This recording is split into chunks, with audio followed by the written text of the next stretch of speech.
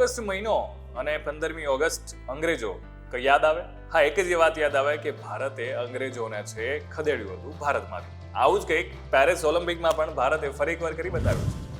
તમે જોઈ રહ્યા છો વાઇબ્સ ઓફ ઇન્ડિયા. મારું નામ છે જયરાજ અને વાત કરું છું ગઈકાલની હોકીની જે મેચ હતી ઓલિમ્પિકમાં, અને એ મેચમાં ભારતની ટીમે કમાલ કરી નાખ્યો.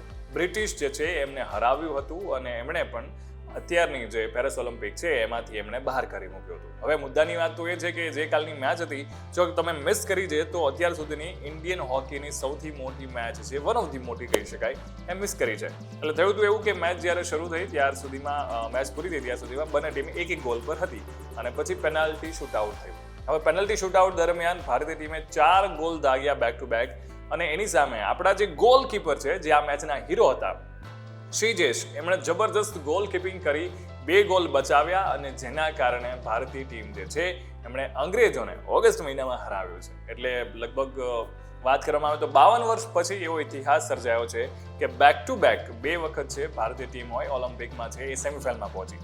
1968 અને 1972 આ સમયે પણ એ ત્યાં પહોંચી હતી સેમીફાઇનલ્સમાં, અને અત્યારે 2020ની જે ઓલિમ્પિક હતી ટોક્યો ઓલિમ્પિક, એમાં પણ ભારત સેમીફાઇનલમાં હતું, અને હાલમાં અત્યારે જે ઓલિમ્પિક ચાલી રહી છે પેરિસમાં, એમાં પણ ભારત સેમીફાઇનલમાં પહોંચી ગયું છે. અને જે મુજબનું અત્યાર સુધીનું પરફોર્મન્સ છે એવું લાગી રહ્યું છે કે આ વખતે ગોલ્ડ તો આવશે.